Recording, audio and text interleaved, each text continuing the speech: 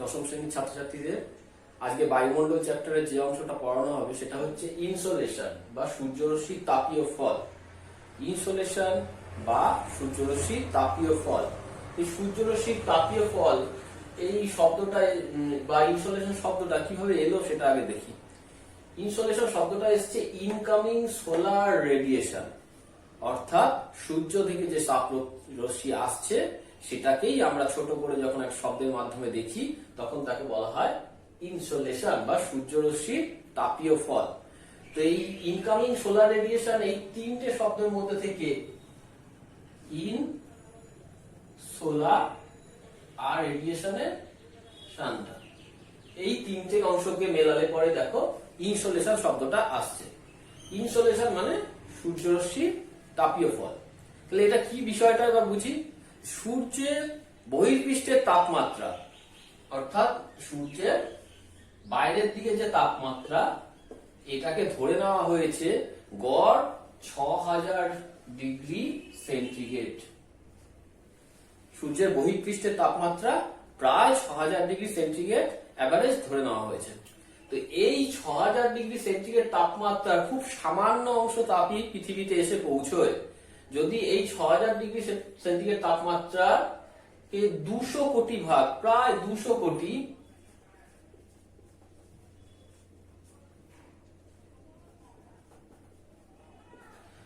কোটি ভাগের মাত্র এক ভাগ,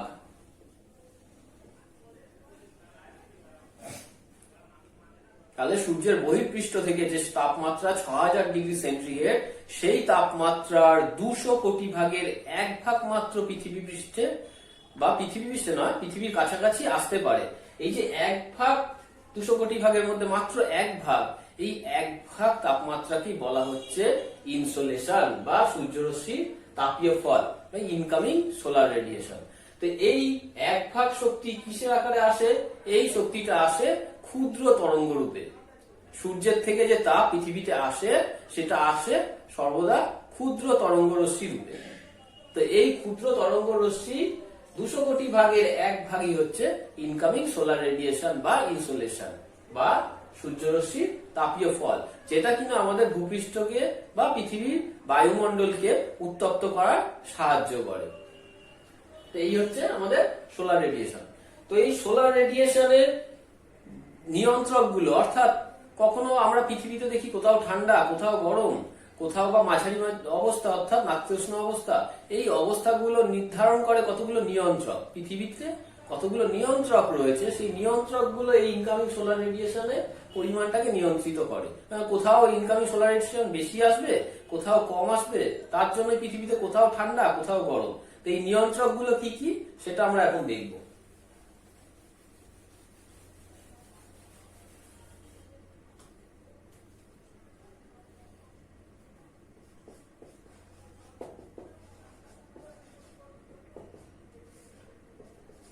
নিয়ন্ত্রকগুলির মধ্যে এক নম্বর হচ্ছে সূর্যরশ্মির পতন কোণ।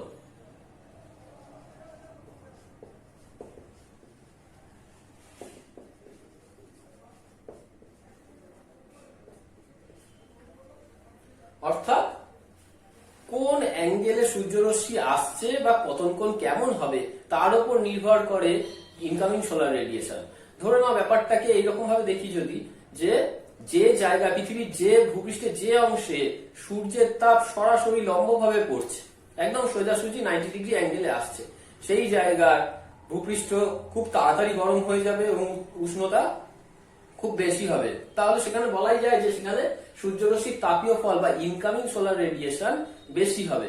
আবার পৃথিবী পৃষ্ঠে যে জায়গাগুলোতে সূর্যের রশ্মি অনেক তির্যক ভাবে পড়ে, অনেকটা তেরছা ভাবে যায়, সেই জায়গাগুলোতে ইনকামিং সোলার রেডিয়েশন কমে যাবে। কোন জায়গাগুলোতে ঘটনাটা ঘটে একটা দেখি ছবির মাধ্যমে।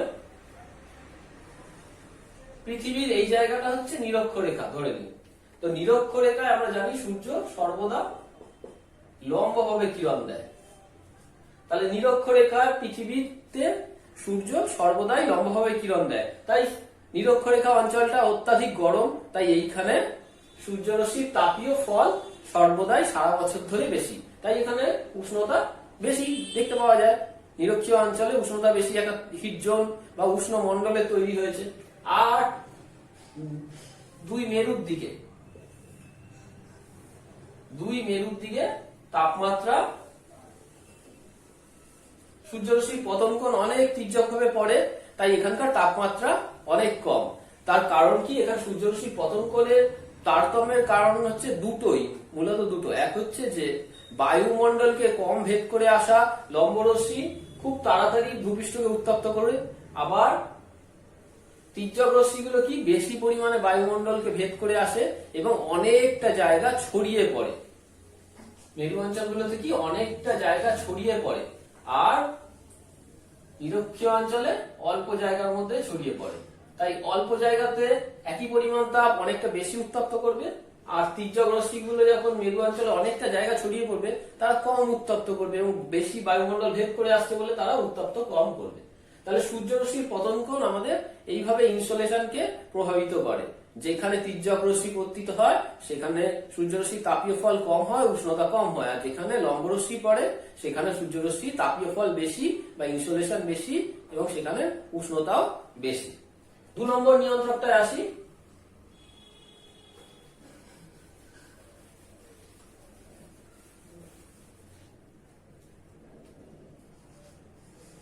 দু নম্বর নিয়ন্ত্রকটা হচ্ছে দিনের দৈর্ঘ্য।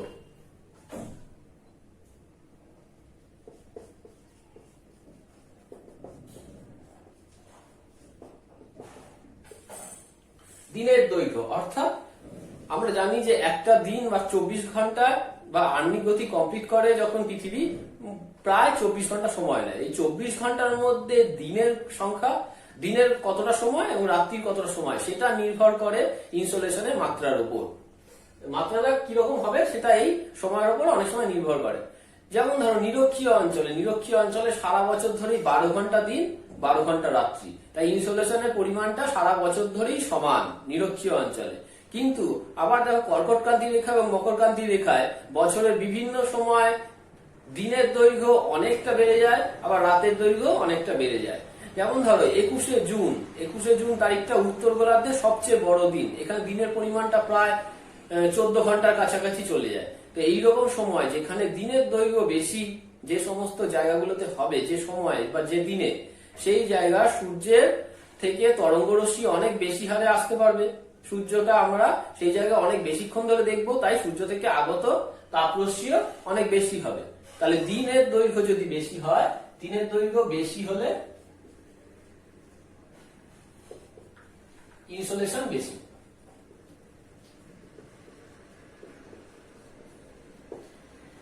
দিনের দৈর্ঘ্য যদি কম হয় তাহলে সূর্য কম সময় ধরে দেখতে পাওয়া যাবে, ইনসোলেশনও কম হবে। এরপর আসি 3 নম্বর পয়েন্ট, যেটা হচ্ছে সূর্য থেকে পৃথিবীর দূরত্ব।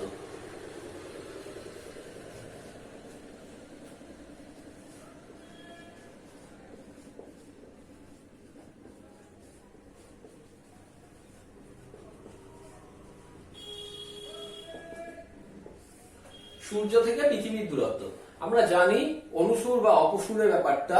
পৃথিবী থেকে সূর্যের দূরত্ব একটি নির্দিষ্ট দিনে সব থেকে বেশি। সেই দূরত্বটা কবে? 4 জুলাই। 4 জুলাই তারিখটাতে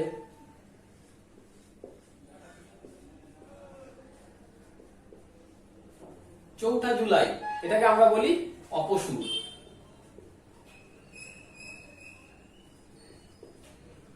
তো এই সময় পৃথিবী থেকে সূর্যের দূরত্বটা বেশি হয়। তো এইরকম সিচুয়েশনে পৃথিবী থেকে সূর্যের দূরত্ব যদি বেশি হয়ে থাকে তাহলে আগত সৌর বিকিরণ গুলো অনেকটাই কম হবে, তাই এই সময় ইনসোলেশনের পরিমাণ কমবে।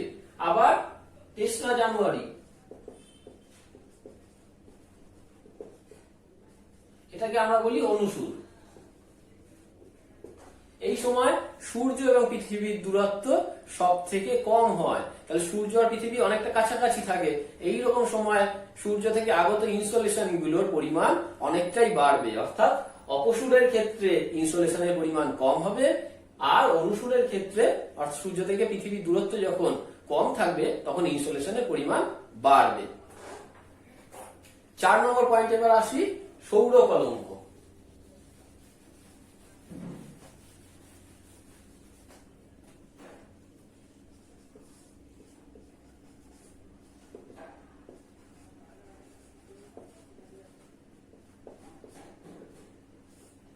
সৌরকলঙ্ক। সৌরকলঙ্ক আসলে কি? সূর্যের গায়ে অনেক সময় একাধিক বিস্ফোরণের পরিমাণ বেড়ে যায়।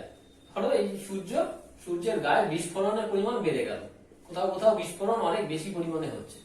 তো যখন যেখানে বিস্ফোরণ যে জায়গাগুলোতে বেশি হয় সেই জায়গাগুলোকে কালো ছোপ ছোপ আকারে দেখতে পাওয়া যায়, অর্থাৎ সেখানকার জায়গাটা কালো কালো ছোপের আকারে হয়। এইগুলোকে বলা হয় সৌর কলঙ্ক বা ব্ল্যাক স্পট।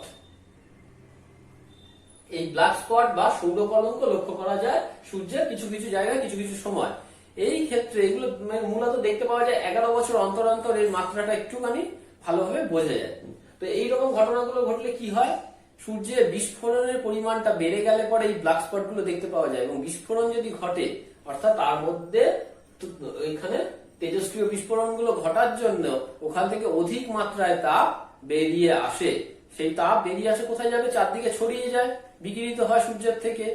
তো ওই কারণেই সৌর কলঙ্ক যে বছরগুলোতে হয় বা যে সময়গুলোতে সৌর কলঙ্ক লক্ষ্য করা যায় সূর্যের গায়ে, সেই সময় সূর্যের ইনসোলেশন বা সূর্যরশ্মির তাপীয় ফলের মাত্রাটাও বেড়ে যায়। পৃথিবীতে যে তাপটা আসে তার পরিমাণটাও অনেকখানি বেড়ে যায়। 5 নম্বর যে পয়েন্টে আসবো, আবহমণ্ডলের স্বচ্ছতা বা বায়ুমণ্ডলের স্বচ্ছতা।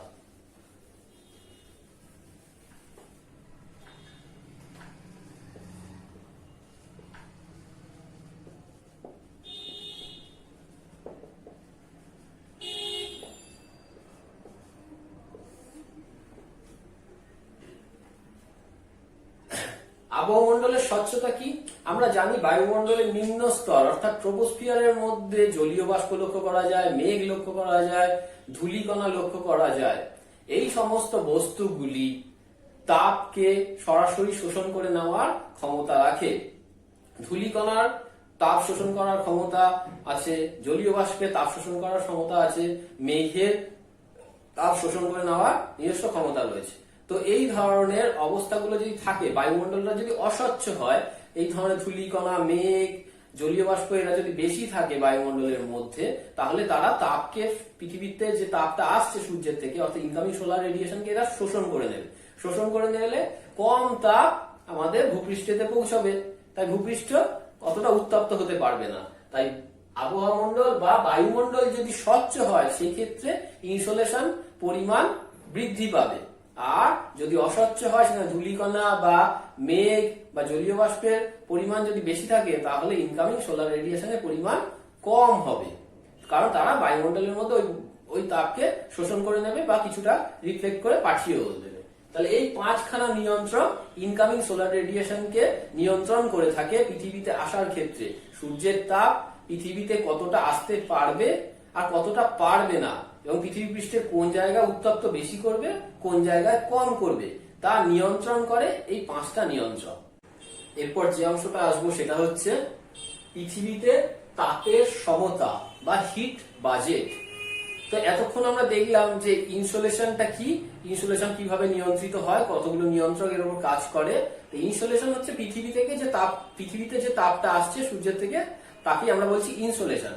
এবার যে পরিমাণ তাপ পৃথিবীতে আসে সেই পরিমাণ তাপের পুরোটাই কি পৃথিবীতে কাজ করে আর কতটা করে না, সেই যে হিসেব, সেই হিসেব নিকেশটাকেই বলা হয় পৃথিবীতে তাপের সমতা বা হিট বাজেট। বা পৃথিবীতে যে পরিমাণ তাপ আসে সেই তাপটা পুনরায় পৃথিবী থেকে বিকিরিত হয়ে আবার মহাশূন্যে ফিরে যায়।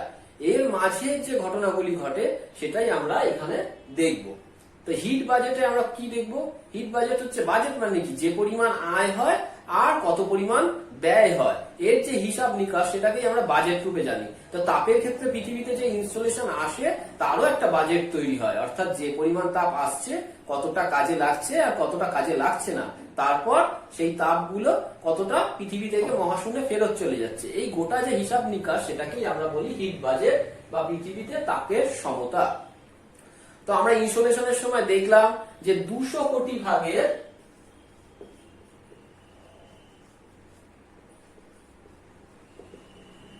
মাত্র 1 ভাগ, 200 কোটি ভাগের 1 ভাগ ক্ষুদ্র তরঙ্গ রূপে পৃথিবীতে এসে পৌঁছায়।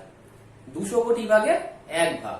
তাহলে আমরা এই 1 ভাগটাকে যদি 100% ধরে নিই, যে 1 ভাগ যে তাপটা পৃথিবীতে এসে পৌঁছচ্ছে সেটা হচ্ছে 100%। তাহলে আমাদের হিসাব করতে সুবিধা হবে। তাহলে এই 100% এর মধ্যে, এই 100% তাপ অর্থাৎ 1 ভাগ তাপের মধ্যে 100% এর মধ্যে 34% তাপ, 34% তাপ পৃথিবীর বায়ুমণ্ডল বা ভূপৃষ্ঠ এদের কারোর কোনো কাজে লাগে না, কোনো জায়গাকে এরা উত্তপ্ত করতে পারে না।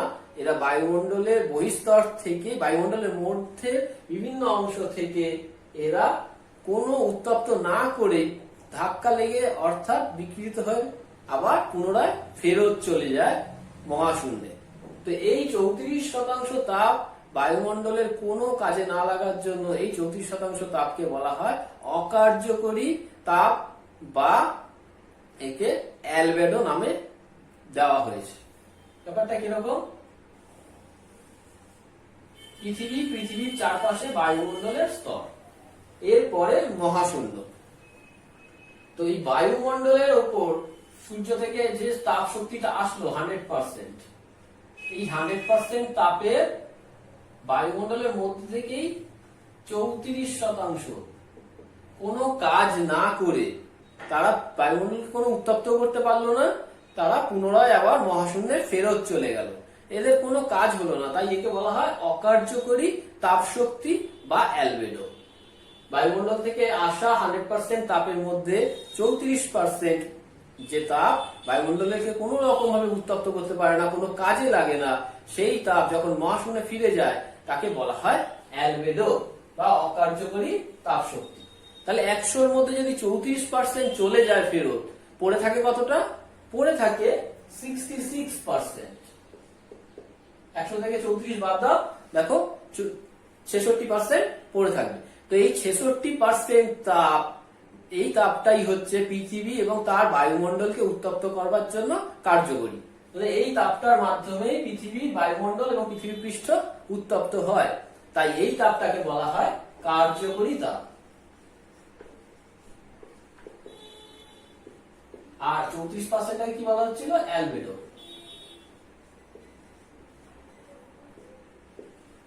কার্যকরী তাপ। তাহলে এই কার্যকরী তাপ অর্থাৎ 66% তাপের কিছুটা অংশ বায়ুমণ্ডলকে সরাসরি উত্তপ্ত করে, আর কিছুটা অংশ ভূপৃষ্ঠে পতিত হয়ে ভূপৃষ্ঠকে উত্তপ্ত করে এবং পুনরায় তাপ থেকে বিচলিত হয়ে আবার বায়ুমণ্ডলকে উত্তপ্ত করে থাকে। এর মধ্যে 66% এর মধ্যে 15% বায়ুমণ্ডলকে এবং তারপর পড়ে থাকে কত?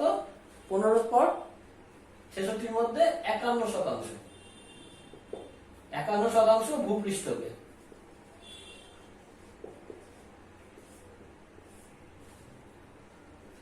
তাহলে 66% এর মধ্যে 15% বায়ুমণ্ডলে অবস্থিত বিভিন্ন উপাদান, যেমন মেঘ, ধূলিকণা, জলীয় বাষ্প, এরা গ্রহণ করে নেয়, এরা গ্রহণ করে বায়ুমণ্ডলকে উত্তপ্ত করে। তার পরিমাণটা কত? 15%। কার 15%? এই 66%, মানে কার্যকরী তাপের 15%। আর বাকি 51% তাপ ভূপৃষ্ঠে পতিত হয়, ভূপৃষ্ঠকে উত্তপ্ত করে এবং তা ভূপৃষ্ঠকে সরাসরি উত্তপ্ত করে থাকে, এই 51%। তাহলে আমরা দেখলাম যে 100 ভাগ তাপের মধ্যে 34 ভাগ তাপ কোনো কাজে না লেগে বায়ুমণ্ডল থেকে সরাসরি মহাশূন্যে ফিরে চলে যায়, একে অ্যালবেডো বলা হচ্ছে।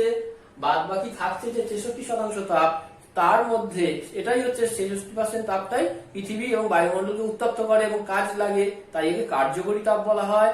তার মধ্যে 66-র মধ্যে 15% বায়ুমণ্ডলকে উত্তপ্ত করে সরাসরি ভাবে, আর 51% ভূপৃষ্ঠকে উত্তপ্ত করে। তাহলে এই 66 ভাগ তাপের কাজ আমরা দেখতে পেলাম।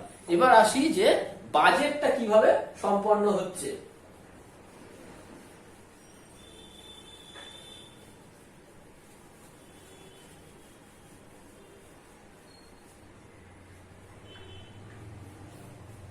একশো ভাগ তাপের মধ্যে 34% ফেরত চলে যাচ্ছে অ্যালবেডো রূপে, আর 66% কাজ করছে। তো এই 66% তো ভূপৃষ্ঠকে উত্তপ্ত করলো, একটা হচ্ছে 15% বায়ুমণ্ডলের দ্বারা, আর 51% ভূপৃষ্ঠকের দ্বারা উত্তপ্ত হলো। এবার সূর্য থেকে যে তাপ শক্তিটা আসে সেটা ক্ষুদ্র তরঙ্গ রূপে আসে এবং পৃথিবীতে প্রবেশ করে। কিন্তু যখন রাত্রি হওয়ার পর থেকে পৃথিবীতে আগত তাপ অর্থাৎ এই 66% তাপ, এই তাপের অংশগুলো আবার পুনরায় বিকিরিত হয়ে সেগুলো আবার মহাশূন্যে ফেরত যেতে থাকে। এই ফেরত যাওয়ার সময় বায়ুমণ্ডল থেকে 15% তাপ ফেরত চলে যায় মহাশূন্যে, আর ভূপৃষ্ঠ থেকে 51% তাপ ফেরত চলে যায়। এটা মনে রাখতে হবে, সূর্য থেকে তাপ যখন পৃথিবীতে আসে সেটা ক্ষুদ্র তরঙ্গ রূপে আসে এবং তা সহজেই পৃথিবী পৃষ্ঠে প্রবেশ করতে পারে।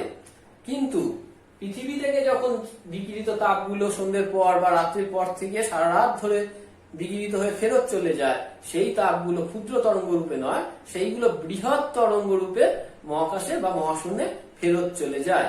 এইভাবে তাহলে দেখা যাচ্ছে যে 100 ভাগ তাপ পৃথিবীতে আসলো, তার 34% কোনো কাজে না লাগায় আগে থাকতেই ফেরত চলে গেল। পড়ে থাকলো 66 ভাগ তাপ। 66 ভাগ তাপের 15 ভাগ বায়ুমণ্ডলকে উত্তপ্ত করে আবার রাত্রির পর থেকে বায়ুমণ্ডল থেকে ফেরত চলে গেল, আর 51 ভাগ, বাকি 51 ভাগ তাপ ভূপৃষ্ঠকে উত্তপ্ত করে রাত্রিবেলার থেকে ভূপৃষ্ঠ থেকে বিকিরিত হয়ে বৃহৎ তরঙ্গ রূপে আবার মহাশূন্যে ফেরত চলে গেল। তাহলে 100 ভাগ তাপ যেমন পৃথিবীতে আসছে, আবার সেই 100 ভাগ তাপ পৃথিবী থেকে রাত্রির পর সেই রাত্রে আবার মাঝে মাঝে মাঝে মাঝে বিকিরিত হয়ে পৃথিবী থেকে মহাশূন্যে ফেরত চলে যাচ্ছে। এইভাবে পৃথিবীতে তাপের যে ভারসাম্য সেটা সর্বদা রক্ষা করার একটা প্রক্রিয়া চলতেই থাকে। এই ভারসাম্য রক্ষার প্রক্রিয়াটাকেই বলা হয় হিট বাজেট বা পৃথিবীর তাপের সমতা রক্ষা। তো বোঝা গেল যে পরিমাণ তাপ আসছে সেই পরিমাণ তাপের মধ্যে কিছুটা কাজে লাগছে, কিছুটা লাগছে না, আর এই 100 ভাগ তাপটাই বিভিন্ন ভাগে ভাগ হয়ে আবার পুনরায় পৃথিবী থেকে বৃহৎ তরঙ্গ রূপে মহাশূন্যে ফেরত চলে যাচ্ছে। এই ঘটনাটাকেই আমরা বলছি হিট বাজেট বা পৃথিবীতে তাপের সমতা। তো এরপর যে অংশটায় আসবো সেটা হচ্ছে বায়ুমণ্ডল উত্তপ্ত হওয়ার পদ্ধতিগুলি কি কি। বায়ুমণ্ডল উত্তপ্ত হওয়ার যে পদ্ধতিগুলো রয়েছে তার মধ্যে 1 নম্বরে আসছে বিকিরণ পদ্ধতি। বিকিরণ পদ্ধতি কি? যে পদ্ধতিতে তাপ বিকিরণের ক্ষেত্রে বা তাপ এক জায়গা থেকে অন্য জায়গায় যাওয়ার ক্ষেত্রে কোনো মাধ্যম বা কোনো এজেন্টের প্রয়োজন হয় না, বস্তুর কোনো মাধ্যমের প্রয়োজন হয় না, বস্তু থেকে এক বস্তুতে তাপ ছড়িয়ে পড়ে। অর্থাৎ সূর্য থেকে যে পদ্ধতিতে আমাদের কাছে তাপ আসে বা পৃথিবী থেকে যে তাপ সন্ধ্যের পর বাইরে বেরিয়ে চলে যায়, মহাশূন্যে ফিরে যায় বিকিরিত হয়ে, তো এই পদ্ধতি হচ্ছে বিকিরণ পদ্ধতি। অর্থাৎ যে ক্ষেত্রে কোনো মাধ্যমের প্রয়োজন হয় না, এখানে মাধ্যমের প্রয়োজন নেই।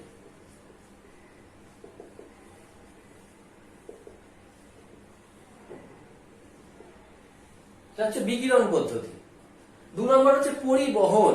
পরিবহনের ক্ষেত্রে কিন্তু মাধ্যমের প্রয়োজন আছে। অর্থাৎ কোনো একটা বস্তু তার পাশের বস্তুকে তাপ দিয়ে দিচ্ছে, তার পাশের বস্তু আবার তার পাশের বস্তুকে তাপ দিয়ে দিচ্ছে। এইভাবে একটা বস্তু থেকে অন্য বস্তুতে, অন্য বস্তু থেকে আরেকটা বস্তুতে পাশাপাশি পাশাপাশি সংস্পর্শের মাধ্যমে যখন তাপ যায় তখন তাকে বলা হয় পরিবহন। তো পাশাপাশি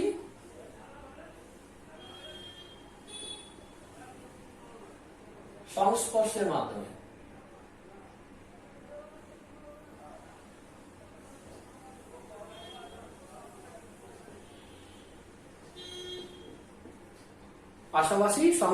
মাধ্যমে যখন উত্তপ্ত হয় তখন তাকে বলা হয় পরিবহন পদ্ধতি। এইভাবে কি হয়, ধর বায়ুমণ্ডলের কোনো একটা স্তর রয়েছে উত্তপ্ত, তার পাশের ওপরের স্তর বা নিচের স্তর শীতল, তো তখন সেই স্তর কি করবে, উত্তপ্ত স্তর তার পাশের স্তরটাকে তাপ দিয়ে দেবে।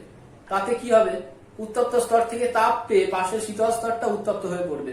এইভাবে যে পাশাপাশি সংস্পর্শের মাধ্যমে যখন তাপ এক জায়গা থেকে আরেক জায়গায় যায়, পরিবাহিত হয়, তখন তাকে বলা হয় পরিবহন পদ্ধতি। 3 নম্বর যে পদ্ধতিটা সেটা হচ্ছে পরিচলন পদ্ধতি। পরিচলন পদ্ধতি কি, বায়ুমণ্ডলের মধ্যে তাপ যখন উলম্ব হবে অর্থাৎ ভার্টিক্যালি উপর দিকে উঠে বা নিচের দিকে নেমে তাপ বৃদ্ধি পাবে বা কমবে, এই ঘটনাটাকে বলা হয় পরিচলন। পরিচলনের ক্ষেত্রে উল্লম্ব পদ্ধতি কাজ করে, উল্লম্ব ভাবে অর্থাৎ ভার্টিক্যালি তাপের চলন কাজ করে, আর উপর দিকে না হলে নিচের দিকে, এটাকে বলা হয় পরিচলন পদ্ধতি। 4 নম্বর যে পদ্ধতিটা বলা হচ্ছে সেটা হচ্ছে অ্যাডভেকশন। বা অনুভূমিক পদ্ধতি। অ্যাডভেকশন হচ্ছে অনুভূমিক।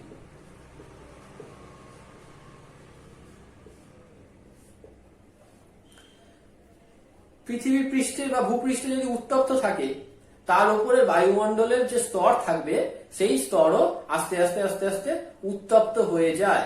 বায়ু প্রবাহের মাধ্যমে যখন ভূপৃষ্ঠের উপর থেকে বায়ু প্রবাহিত হয়, অনুভূমিক ভাবে প্রবাহিত হওয়ার সময় যখন তার তাপমাত্রার পরিবর্তন ঘটে, তাপমাত্রা বৃদ্ধি করে বা কমায়, তখন তাকে বলা হয় অ্যাডভেকশন।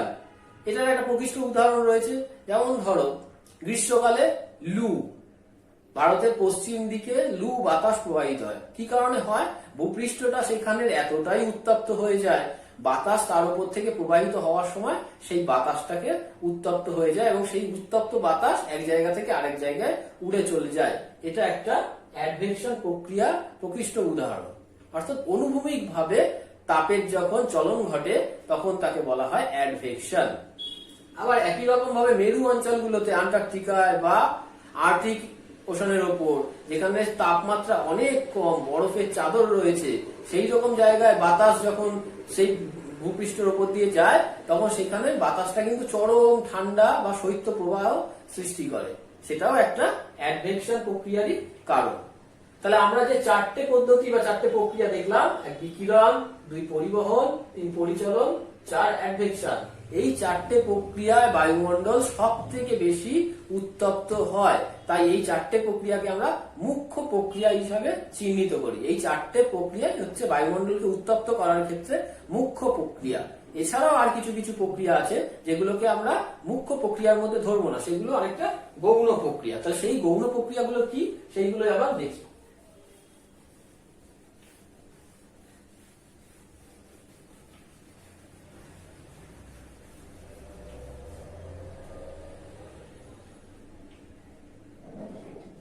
পাঁচ নম্বর গৌণ প্রক্রিয়ার মধ্যে 5 নম্বর হচ্ছে প্রত্যক্ষ শোষণ।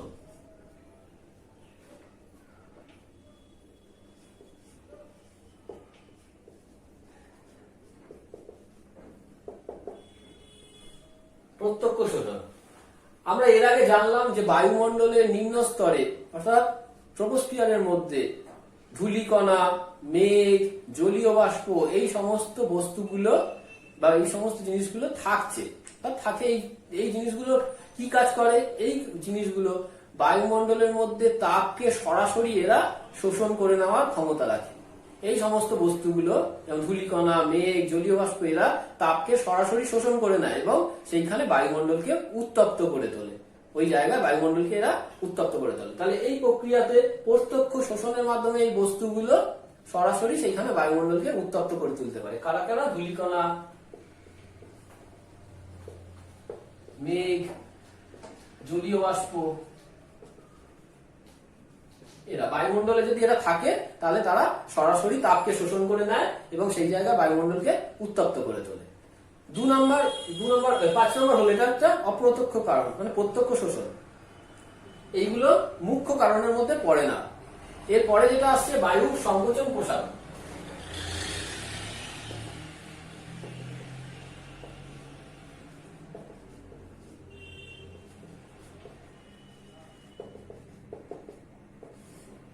বায়ুর সংকোচন ও প্রসারণ এটা কিরকম?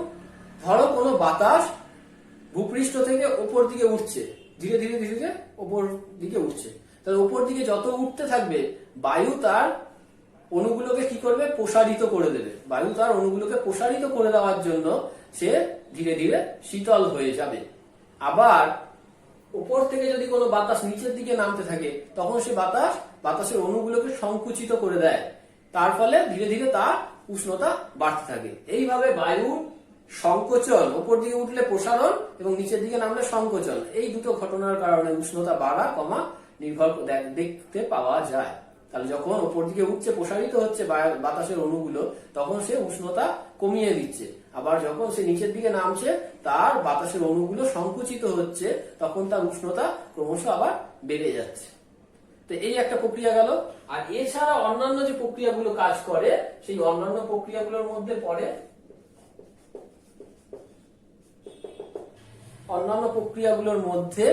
ভূপৃষ্ঠে ধরো কোনো জায়গায় আগ্নেয়গিরির অগ্নুৎপাত ঘটছে, ভূপৃষ্ঠে ভূ অভ্যন্তরে উত্তপ্ত ম্যাগমাগুলো বাইরে বেরিয়ে আসলে প্রচন্ড তাপ নির্গত হয়, সেই তাপগুলো বায়ুমণ্ডলকে উত্তপ্ত করে। আবার ধরো কোনো জায়গায় তেজস্ক্রিয় বিস্ফোরণ, ভূ অভ্যন্তরের মধ্যে যে তেজস্ক্রিয় বিস্ফোরণ গুলো ঘটে তার মাধ্যমেও তাপ নির্গত হয়। তো এছাড়াও মানুষ বিভিন্ন জায়গায় বিভিন্ন কার্যাবলী ঘটায়, কলকারখানার ধোঁয়া, সেইখানকার কলকারখানায় কোনো কিছু ম্যানুফ্যাকচার হলে সেখানে যে তাপ নির্গত হয়, কোনো জায়গায় দাবানল লাগলে অরণ্যে সেইখান থেকে যে তাপ নির্গত হয়, এই সমস্ত অন্যান্য প্রক্রিয়াগুলো বায়ুমণ্ডলকে বিভিন্ন উপায়ে উত্তপ্ত করে থাকে। তাহলে আমরা প্রথমে যে পড়লাম বিকিরণ, পরিবহন, পরিচালন এবং অ্যাডভেকশন, এই চারটে পদ্ধতি হচ্ছে বায়ুমণ্ডলকে উত্তপ্ত করার প্রত্যক্ষ পদ্ধতি। তার পরবর্তী প্রত্যক্ষ শোষণ, বায়ু সংকোচন প্রসারণ এবং অন্যান্য এই কারণগুলো হচ্ছে অপ্রত্যক্ষ বা গৌণ পদ্ধতি রূপে বায়ুমণ্ডলকে উত্তপ্ত করে থাকে।